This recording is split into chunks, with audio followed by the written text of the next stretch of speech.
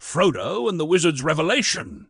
The white city of Minas Tirith gleamed under the soft glow of the evening. Frodo sat quietly in the corner of a lively inn, nursing a half-empty mug of ale. Across the table from him, Gandalf slouched in his chair, robes slightly dishevelled, his bushy eyebrows drooping.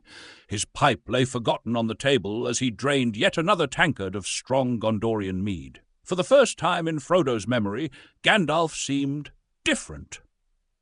The mighty wizard looked less like a pillar of wisdom and more like a man unburdening himself. His cheeks were flushed, his eyes glazed, and his tone, normally stern and commanding, was softer, almost regretful. "You know, Frodo," Gandalf began, his voice slurring ever so slightly, "sometimes even wizards make mistakes." Frodo leaned forward, confused. "What do you mean, Gandalf? You're the wisest person I know. Surely you haven't." "Oh, don't start with that," Gandalf snapped, waving his hand dismissively. "Wisest person, most powerful being, blah, blah, blah. All I ever hear. No one ever asks how Gandalf feels, or if Gandalf gets bored out of his mind spending centuries with dusty scrolls and pompous elves." Frodo blinked, unsure of what to say. I didn't know you felt that way." "Well, of course you didn't," Gandalf barked, then hiccuped loudly, "because you were too busy running around Middle-earth carrying out my little charade." "Charade?" Frodo asked, frowning. "What charade?" At this, Gandalf sighed deeply, running a hand through his wild hair. He looked almost sorry. "Almost. The quest, Frodo. The ring. All of it. It's not real." Frodo froze, his blood turning to ice. What are you saying?" "I'm saying," Gandalf drawled, leaning heavily on the table, "that your oh-so-precious One Ring is nothing more than a plastic trinket I bought from a vending machine in Arquette. 5 copper coins. Bargain, really?" The world seemed to tilt. Frodo stared at Gandalf, mouth agape, the wizard's words barely registering. "You're lying. You must be." "Oh, I wish I were," Gandalf said, shaking his head dramatically. "But no, Sauron's long gone, Frodo, dead and buried ages ago, has been for centuries."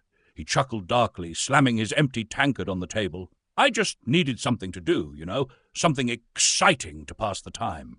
Frodo felt his heart pounding in his chest. "You're telling me that everything we went through was fake? The battles, the journey, the danger?" "Well, most of it was real," Gandalf said with a shrug.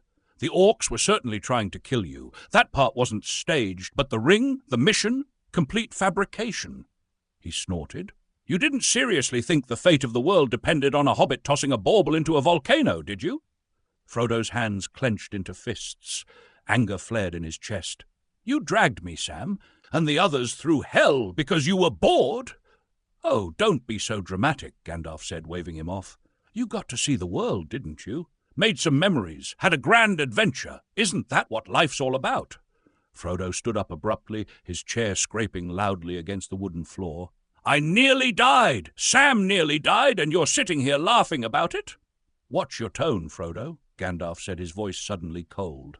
"I'm still your elder. Show some respect." "Respect!" Frodo shouted, his face red with fury. "You lied to us all. You lied to me."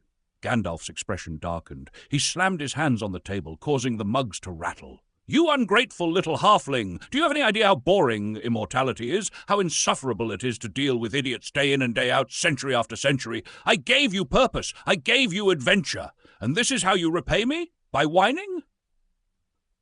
Frodo recoiled, stunned by Gandalf's sudden aggression.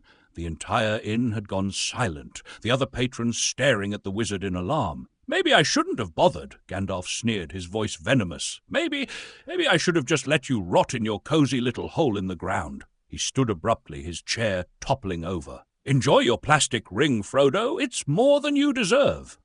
With that, Gandalf stormed out of the inn, his robes billowing behind him. The heavy oak door slammed shut, leaving Frodo alone at the table, trembling with rage and disbelief. Slowly he looked down at the so-called ring, lying innocuously on the table. It was cheap and lightweight, its gold paint chipped in places. A faint engraving on the inside read, "Made in Bree." Frodo picked it up, his hand shaking. He stared at it for a long moment before quietly slipping it into his pocket. The plastic felt cold against his skin, a stark reminder of the truth he could barely comprehend. The once cheerful chatter of the inn resumed, but Frodo felt more alone than ever. The weight of Gandalf's betrayal pressed down on him like a stone, heavier than the ring ever had. For the first time in his life, Frodo wasn't sure who he was anymore. He had been a hero, a savior of Middle-earth. But now? Now he was just a hobbit, sitting in a strange city with a fake ring and no idea what to do next.